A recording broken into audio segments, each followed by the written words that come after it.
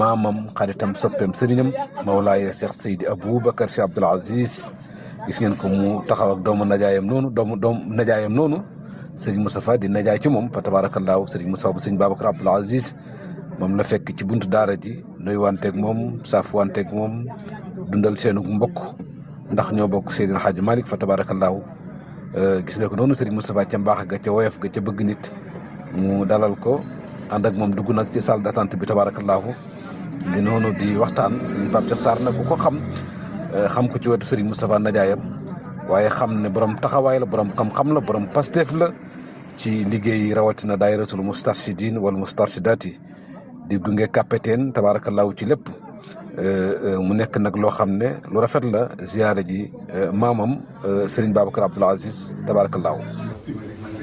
am na xayma incha allah.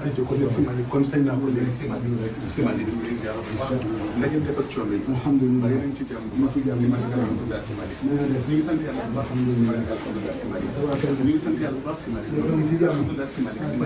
wallaay Simali kontaan naa ma. wallaay Simali ñu ngi ziar bu baax. wallaay allahumma min Simali. allahumma min Simali. allahumma min Simali. allahumma min Simali. wallaay Simali ñu ngi ziar bu baax a baax.